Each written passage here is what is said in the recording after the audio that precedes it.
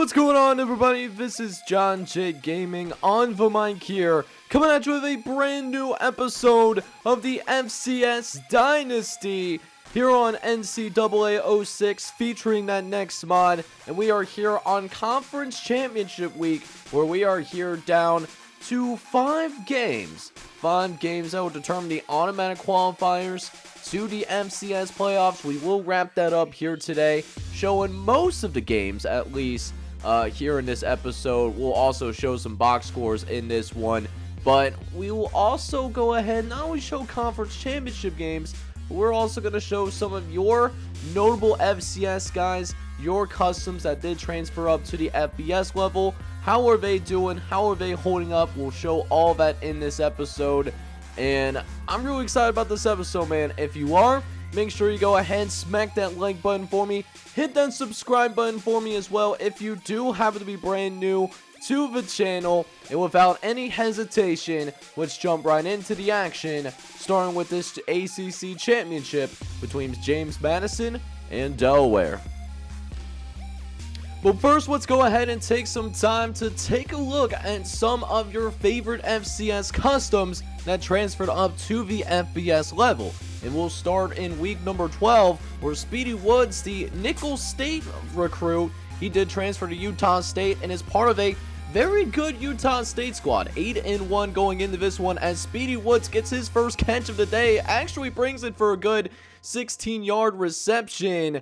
And Utah State, they're taking on New Mexico, one of the worst teams in the conference, and Speedy Woods, man, he takes full advantage of that, going to town against a poor New Mexico State defense. They eventually moved this up to a 30-0 lead, but even though they have this massive lead, they still have the starters in the game as of right now. Now a 37-0 lead, as Speedy Woods makes another beautiful catch. That was dropped right in the bucket, by the way.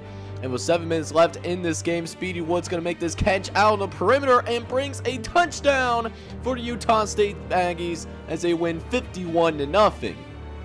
Now, with that being said, there were more FCS players that are starting at the highest level of Division I football, though. We have Rod Robertson also playing for the Purdue Boilermakers, but they're taking on a big-time opponent. They're taking on the Ohio State Buckeyes, who are a top 5 team in the country. And unlike Speedy Woods, Purdue, they just had a rough time today, but Rod Robertson did have a couple of nice highlights, even throwing this decent touchdown pass with 6 minutes left in the game. But Ohio State was just too much as they lose by 20. However, for the Hawaii Rainbow Warriors, they have John Weeks, who transferred from North Dakota State, wanting to get out of the winter. There is no such thing as a winter time in the beautiful state of Hawaii.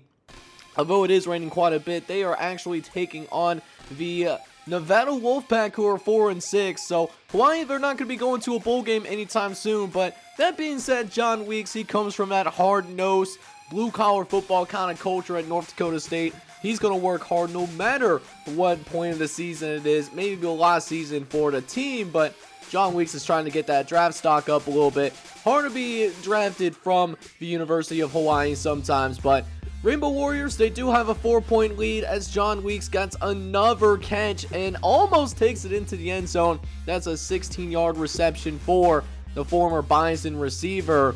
And with 15 seconds left, even has a chance to help set his team up for a Hail Mary after that kind of catch right there.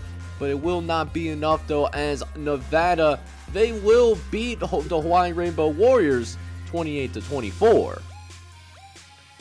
Now, that being said, Jacob Hill did transfer from Sacramento State to Penn State, and, you know, he was honored as a senior here on Senior Day, but did not really get to see the field. It was been kind of season where Jacob Hill has not been able to get much playing time for the Nittany Lions, still part of a great football team that has a chance to make the college football playoff. But now we'll go ahead and see another wide receiver that actually does have the chance to get some playing time. It's David Baxter, the former Elon line receiver. He's now up here in the Midwest, playing for the Ohio Bobcats. And this Ohio Bobcats team trying to play spoiler against Miami of Ohio, because if this Redhawks team wins, they're going to the conference championship game over in the MAC. So we'll see if David Baxter and company have anything to say about that. But Miami is starting to pull away, though, 23-13 being your score right now. But David Baxter will fight for the first down. He will actually get that first down here with 30 seconds left to play in the quarter. And then with 3.5 minutes left in the game, Baxter going to try to make this catch. He does hang on to it for a reasonable third down conversion.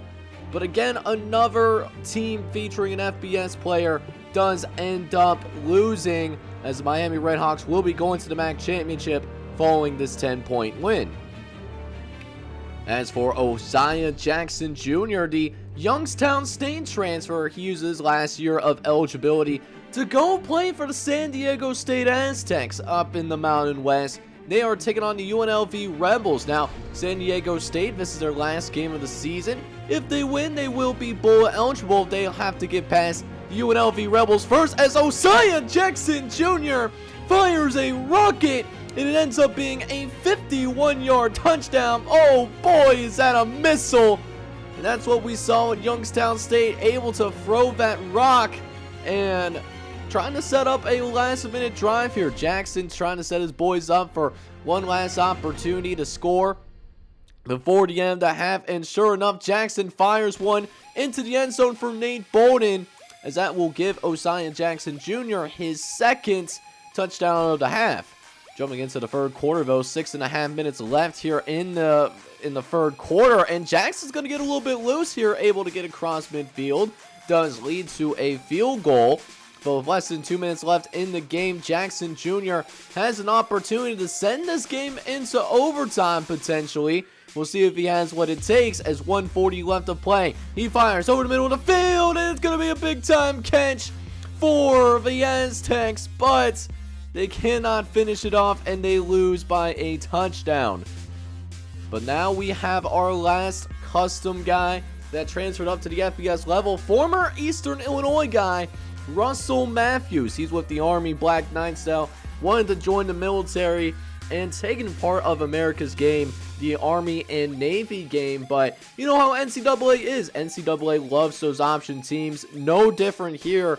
If Army wins this game, they'll be going to the college football playoffs, as they are an independent school. Really a flashback, really to before World War II, but very close and competitive game. Russell Matthews, he's obviously doing his best to make some plays. Still no score after one quarter of action, as Russell Matthews able to scan the side of the field, able to take that path away from Brandon Graves.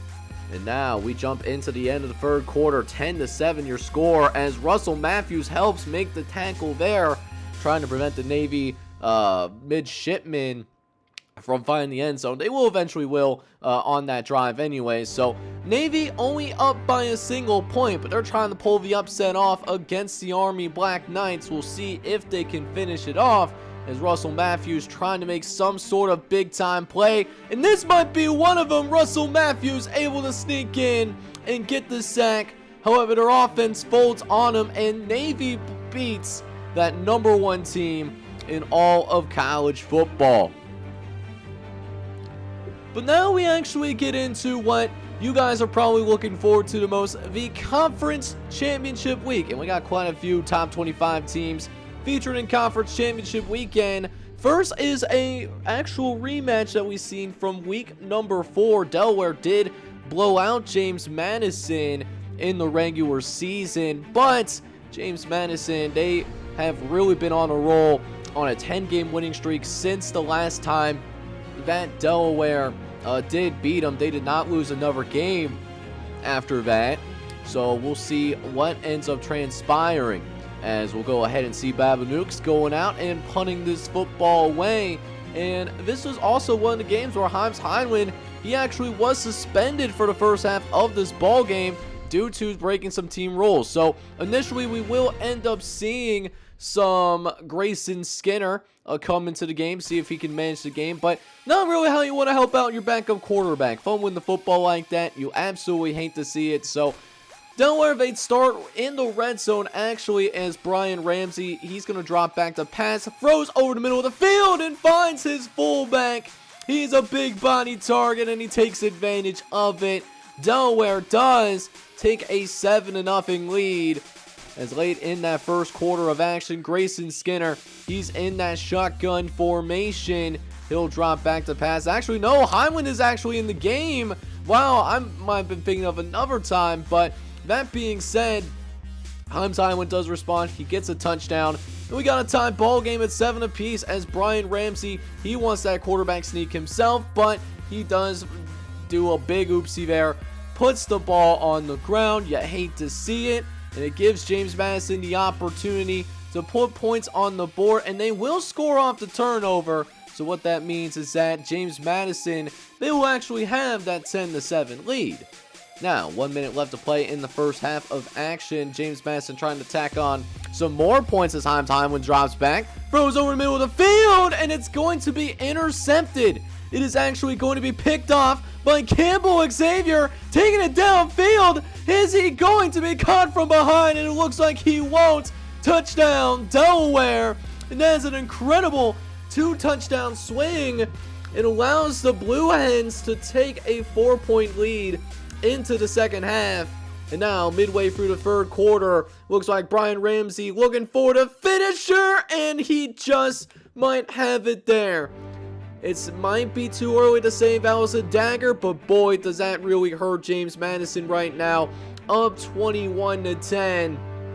But James Madison suddenly showing a little bit of life here.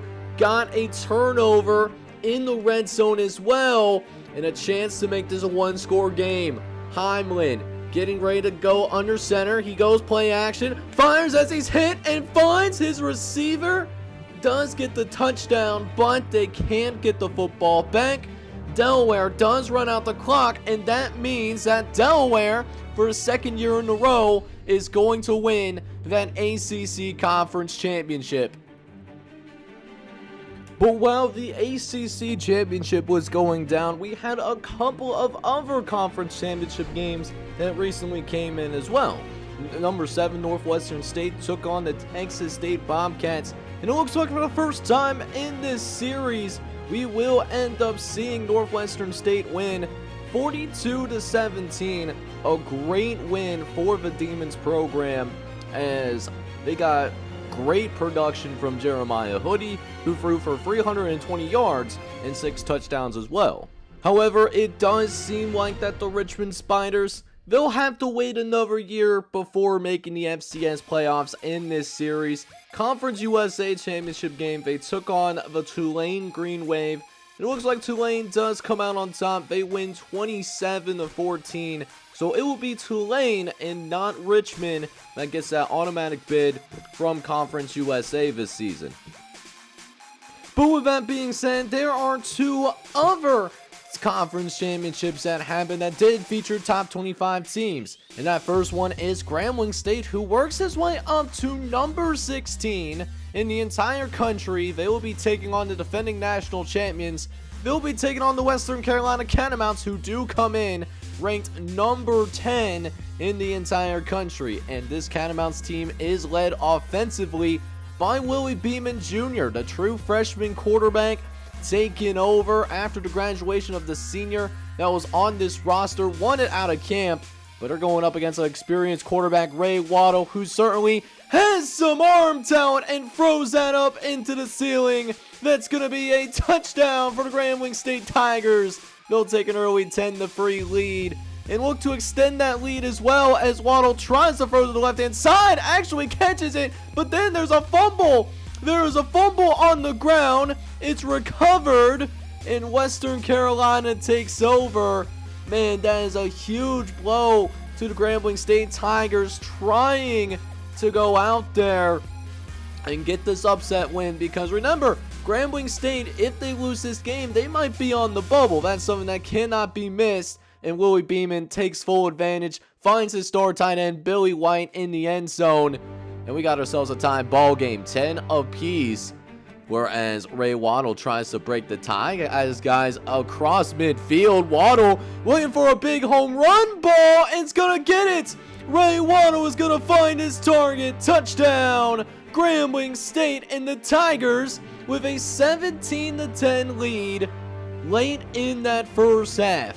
All they gotta do to take the lead into the halftime is just don't let anything crazy happen on special teams. 20 seconds left in the first half. Probably will not leave a lot of time, but maybe they won't need that time as Johnson down the sideline is going to take it off away into the end zone. And it's all knotted up, 17 apiece.